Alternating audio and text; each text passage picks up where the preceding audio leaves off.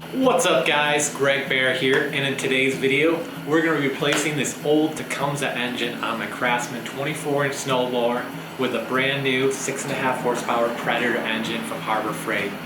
And if you're like me, you search for this video, your Tecumseh engine is way underpowered. Every time you try to do anything over 3 inches of snow, it barely throws it 3 or 4 feet. And once you hit the stuff at the bottom of your driveway with the plow left behind, it's done, it stalls out, it backfires, it's over. I'm sick of having to start my snowblower 10 times every time because it stalls out. The pull start actually just broke on it, so that was the last straw. So I went down to Harbor Freight, used a coupon, and got my Predator engine for $100 and had to buy a few extra things for it, so total cost should be roughly around $160 with all the extras. Not too bad compared to a new snowblower, which could cost $400 plus. So with that being said, let's get this video started.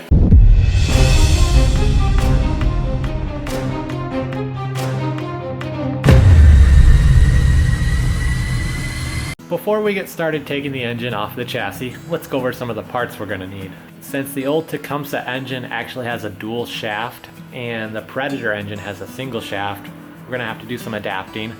I've watched a couple other tutorials on this now and came up with the parts list. So we're going to need a dual pulley here.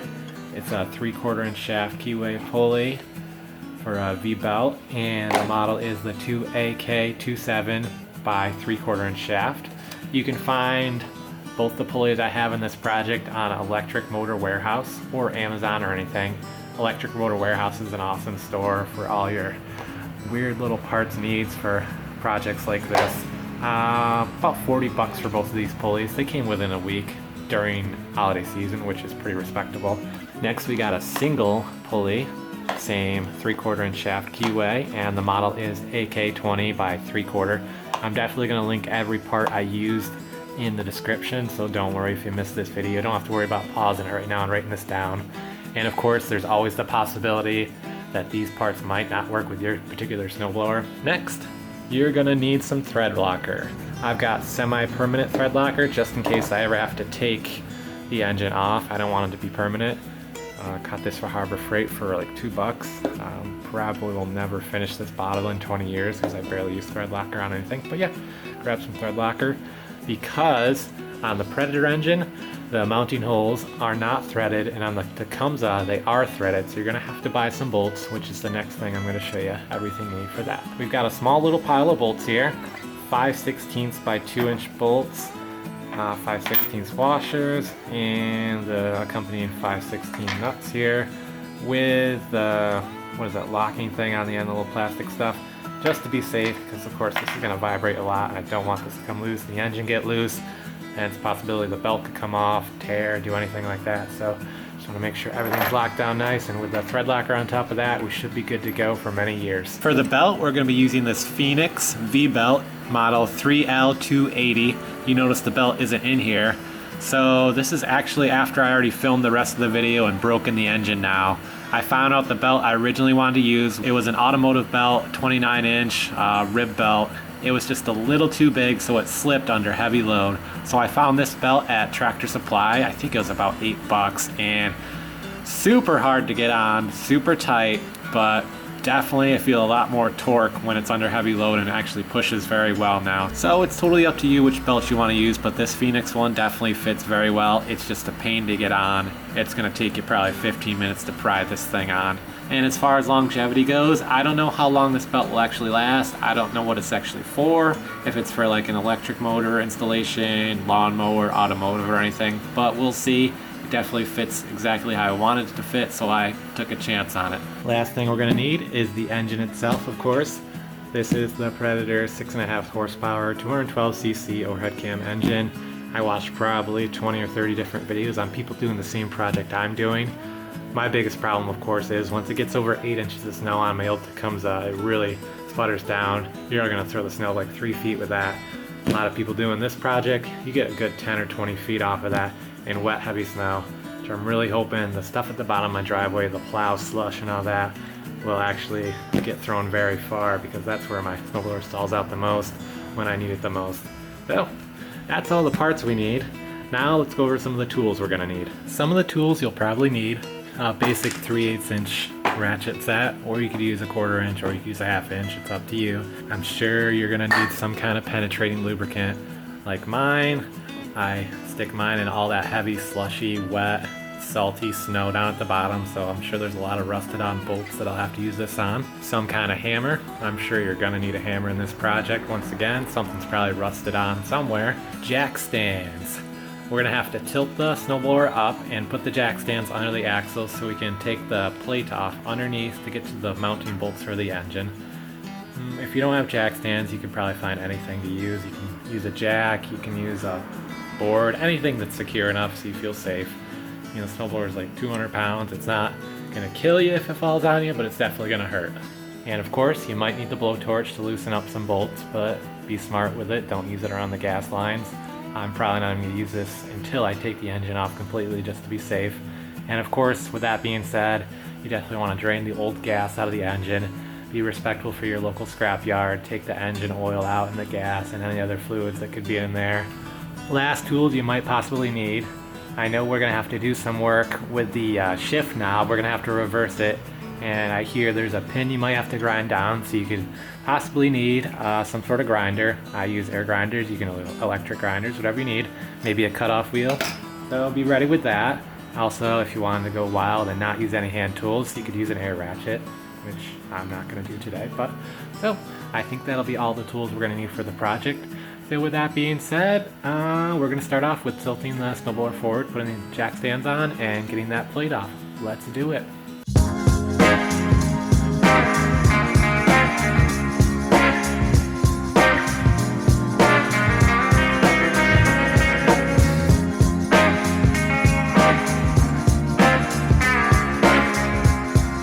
We've got a total of 6 bolts to remove, 2 right here, 2 down here, and 2 further down here. Should be quite easy. And for this we're gonna need a 3/8 socket, some kind of extension, and your ratchet, and we're good to go.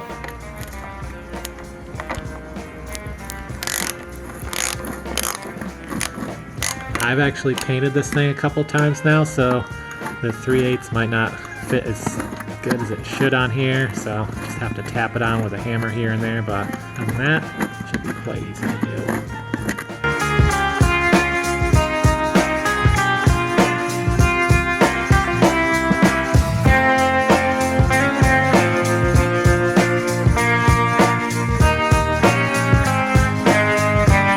Before we get started messing around with the motor mounts and everything, we're gonna have to take this shroud off here and untension the belt, so then we can just lift the motor off. Instead of doing it afterwards, it'll get a lot more complicated that way. So, just a bolt over here and a bolt over here. It's 3/8.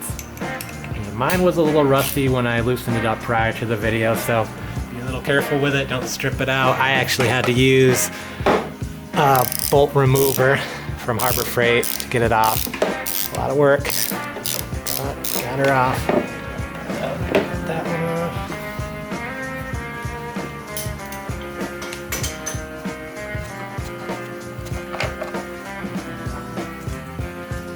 Lift the shroud off.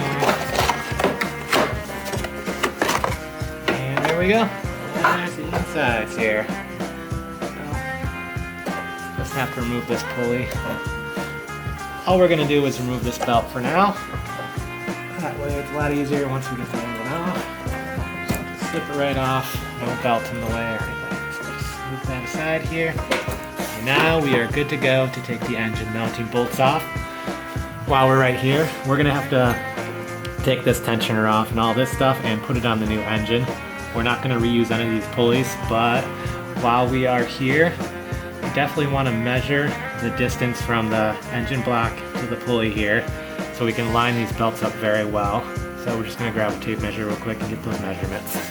So looks like we have just a smidge under 3 inches for the large pulley that handles the impeller on the snowblower, and a smidge over 1/2 inch for the small pulley that handles the drive wheels. Now that we've got the back plate off, you can see all the drivetrain and stuff in here. What we're gonna have to do is actually flip this all over. At the end of all this, because of the dual crankshaft going to a single crankshaft and all that, if we didn't flip this over, we'd end up with It's at 5 reverse gears and 2 forward gears. It's pretty crazy. Shouldn't be that hard to do. I've watched a lot of tutorials on it now. But for now, we're gonna only worry about these engine bolts underneath. There's 4 of them, of course, and it's 1/2 inch. You're probably gonna need about a 10-inch extension on your ratchet. They are a little hard to get to. We're gonna have to move this too, shift it over here once we get this side done. Should be quite easy.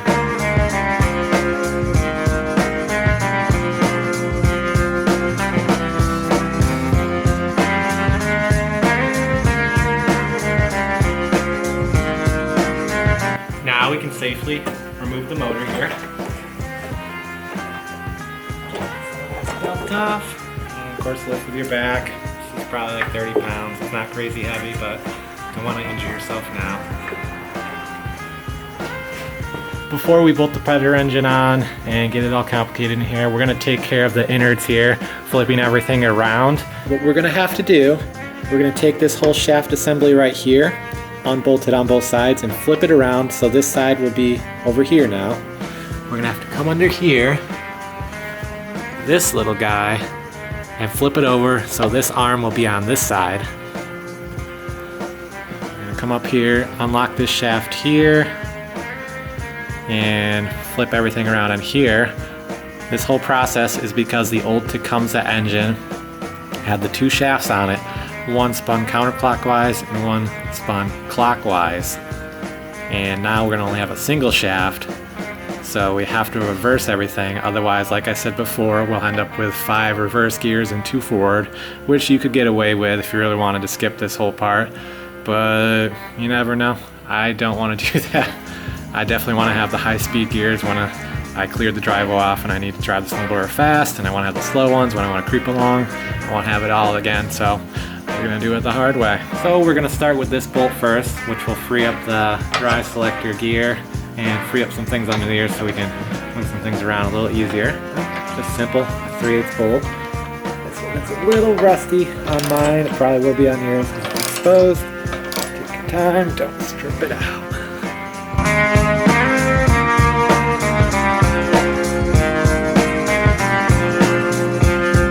Now that we got the shaft bolt off, we're gonna take care of these 2 bolts right here, which will take care of the gear selector arm here. And then we can flip it around. Before we do that, of course, we're going to flip around the axle. So let's take care of these 2 bolts right now. Once again, 3/8.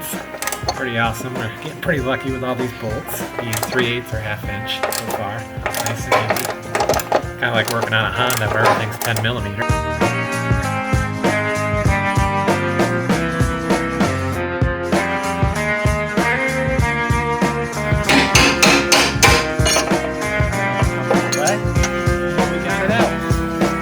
What we're going to need to do now is, one, we're going to have to take this pin, grind it out, flip it over, re-weld it in. If you don't have a welder for this, you can actually just use a bolt. Take like a bolt and a nut on the other side, tighten it up so you'll have the same effect as the pin without having to weld it in. But for this, I don't know how you get around not having a welder for this. You're going to have to grind this all out, flip it over so this arm will now be on this side. So then everything will be reversed for the shift selector gear. As far as not welding go, I didn't see any tutorials on how to do this without welding this on. I'm not really sure what you'd honestly do otherwise. But so for this video, we're going to grind this off and re-weld it on the other side.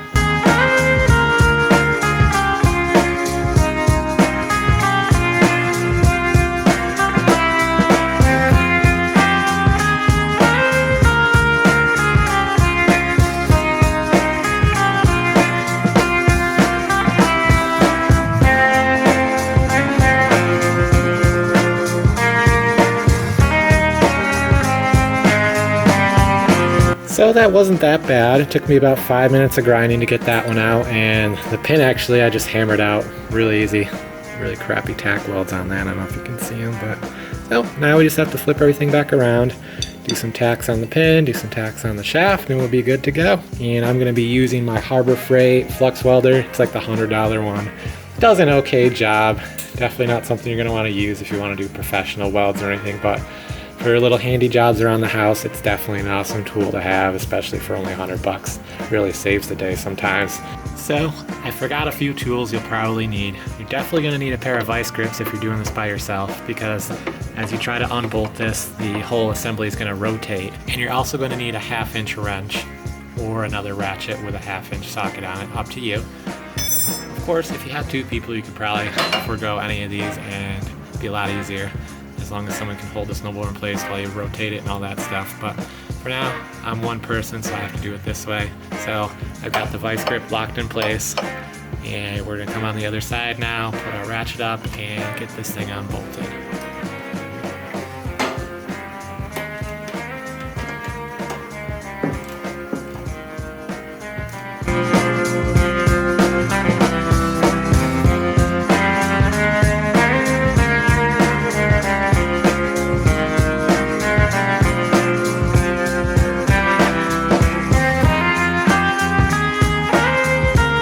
Both bearings off, we have everything loose down here.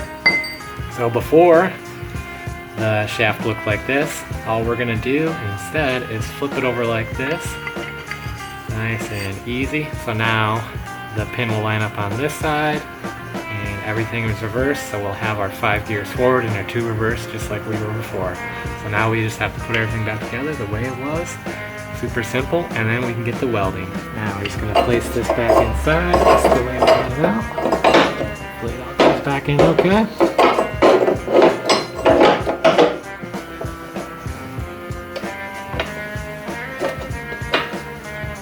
And just hand tighten these bolts until we get both sides on nicely.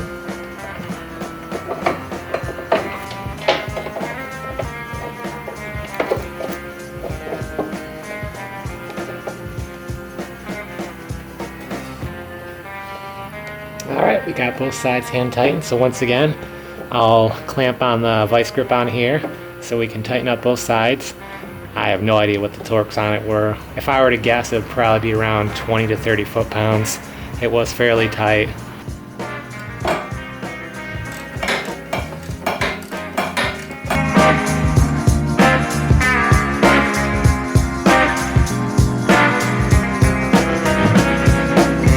Now that we've got the drive selector reassembled and flipped over, I'm going to temporarily put the bracket back in place so we can line up where the arm needs to be. So when we re-weld it, everything will line up and the shaft pinhole and everything's going to line up correctly.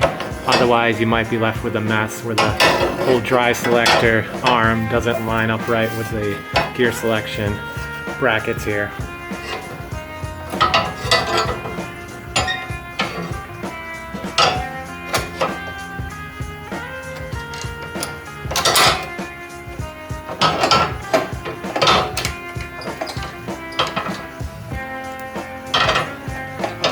Okay, now that we have everything realigned under here, you can take a Sharpie right down here and mark on the back of the shaft and this plate just a simple line so we can realign it when we get to the welding table. Make sure it stays in the right spot. I've got the bracket and the vise. I realigned all of my X's here with the Sharpie. I tried my best. It didn't come out perfect, but should be good to go. So, just got to get the welder turned on, get everything clamped down and grounded, and we should be good to go.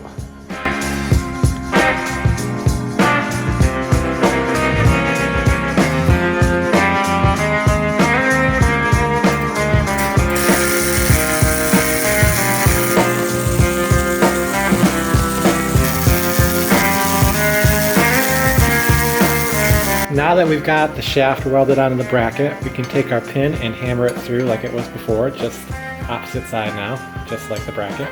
Well, that's an easy hammer job here. Like so. And I'll probably just throw a couple tack welds on here. Nothing crazy, it just needs to hold in place. It's not rotating or anything, it's just to hold the pin in place. So, do that real quick.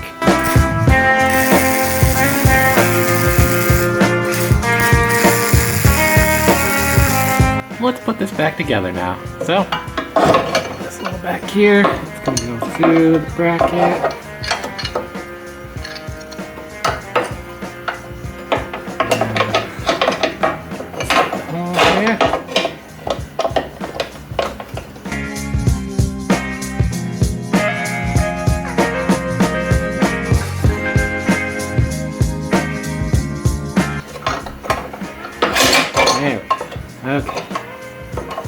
that's in place. The pin is on the selector gear.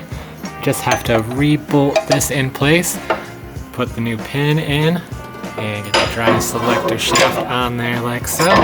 And we will be good to go with this part, and then we can move on to the fun stuff, which is, of course, putting the engine on. Oh, we got to put the backplate back on, of course. We'll save that for last because we're probably going to have to do some belt work under here before, so we'll have access to that. But let's get going.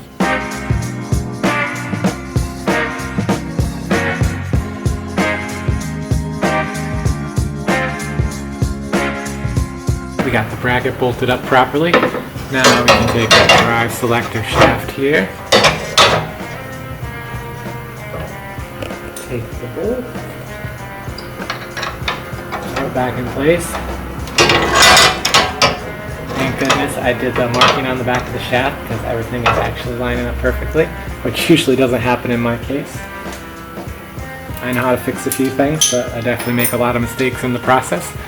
Failure is the best way to learn for me. But in this case, I did everything right. Awesome.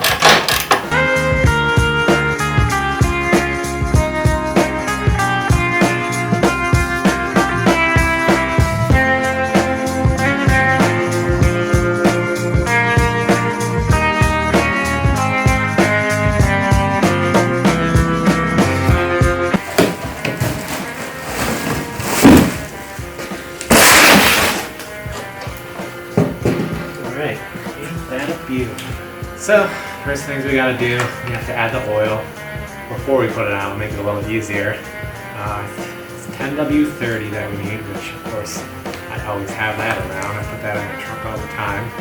And we also have to run it and break it in for about 3 hours at no load. So just let it run for 3 hours and then you're good to go. Another super handy feature about this Predator engine, I don't know if it's a feature with all of them, but it actually has oil fills on both sides. So for some reason you have like a shroud on one side that covers this, boom, you got it on the other side, so you're good to go. So this engine takes half a quart of 10W30.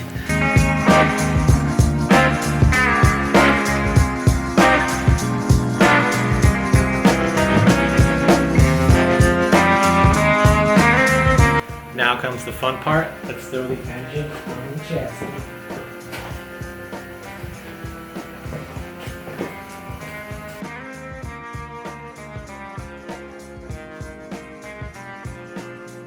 And this is where it comes in handy to have a friend with you so you can line the holes and get everything set.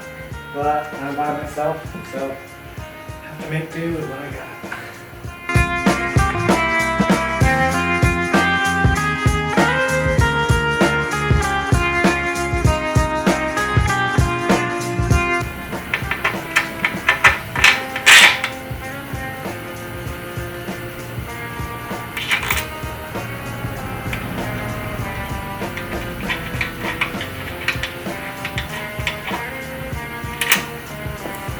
Now that we have all the bolts just loosely hand tightened on, we're going to apply the Threadlocker down the whole shaft here and then tighten these all down.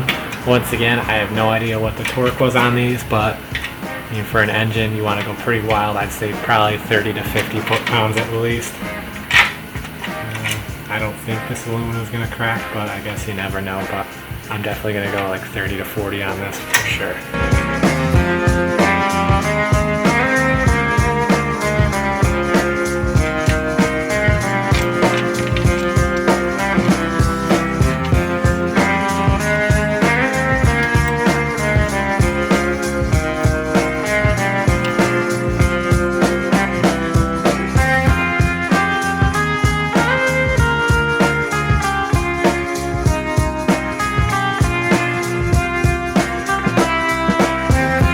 Almost forgot, we have to take the pulley tensioner off the old engine and throw it on the new Predator engine. So this is a simple one, just 2 bolts right here. Should be fairly easy.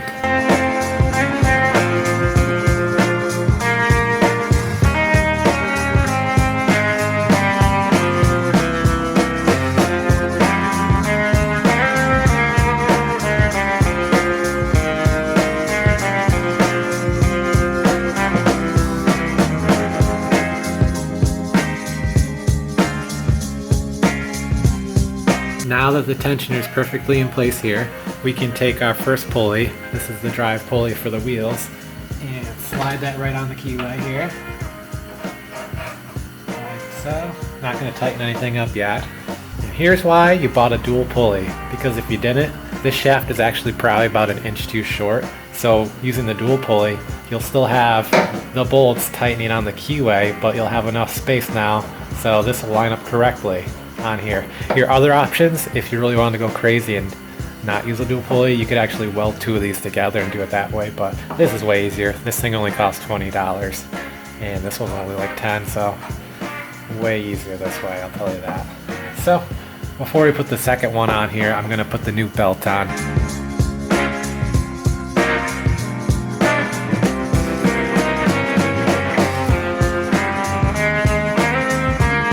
Whew. Alright. And now we'll throw the second pulley on. Before we do any tightening here, we're just going to get everything loosely on here.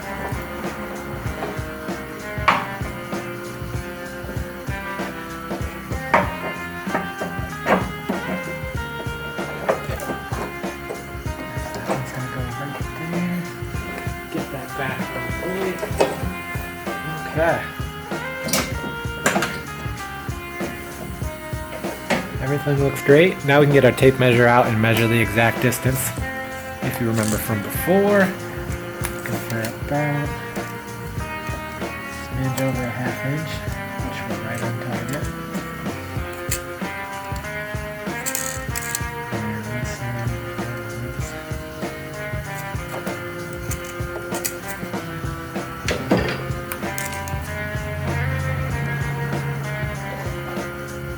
Smidge under 3 inches. Looks like we're about good to go. So the Allen keys you're going to need here are a 5/32 and a 1/8 Allen key. Start with the single.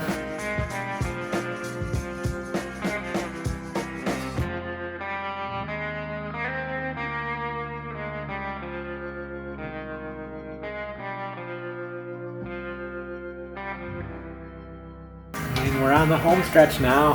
One more piece to put on. The back plate cover here. That's an easy one.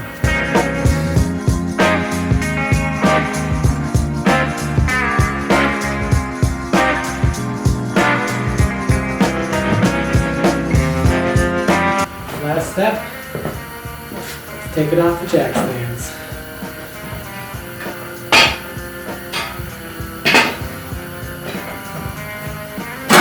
And Harbor Freight does insist you use fuel stabilizer in your gas when you put it in here, otherwise it voids the warranty.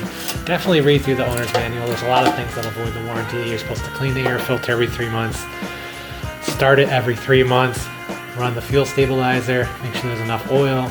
But for a $100 engine, it is what it is. It definitely beats spending $800 on a brand new snowblower, especially with the garbage Briggs & Stratton engines they're making these days. So let's throw a little bit of gas in here and fire it up.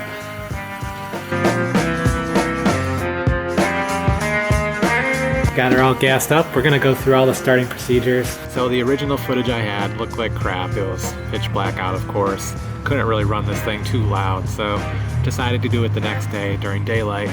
So here we are. We're gonna go through the proper starting procedures. So first off, we're gonna change the kill switch to on. We're going to change the choke to start. So we're going to change the fuel shutoff valve to on, and we're going to change the throttle to about half. Harbor Freight recommends 1/3 of the way, but what I found with my other Predator engine, especially when it's cold, it definitely needs a little more throttle to get through it.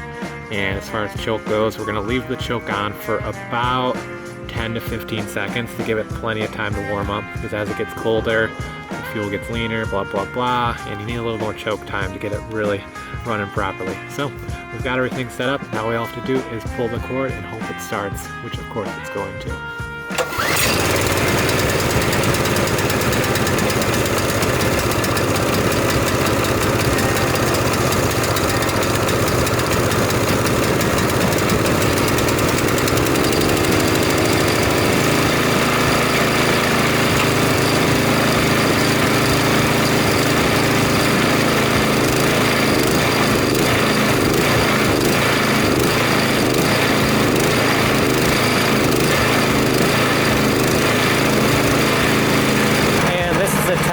It's at the lowest throttle right now. I'm talking at about normal conversation level, about a foot away from the camera, just to show you how quiet this thing actually runs. I'd say it's no more than about 80 to 90 decibels right now. It's super quiet, but of course still has plenty of power once you throw the throttle on. Definitely an awesome engine. One last thing to mention. I racked my brain on this for hours trying to figure this out. There's no way to actually make this shift knob normal again. So basically, your fifth gear is now going to be your fastest reverse gear. Your fourth gear will be your other reverse gear. And third gear should be your first gear. Second gear should be your second gear. First gear should be your third gear. R1 should be your fourth. And R2 should be your fifth gear forward. Takes a little getting used to thinking backwards like this. I tried to do it a way where I didn't have to do this, but there's just no way to get the shift knob right without totally modifying anything down here, going crazy with it. So I just wanted to leave it the way it was.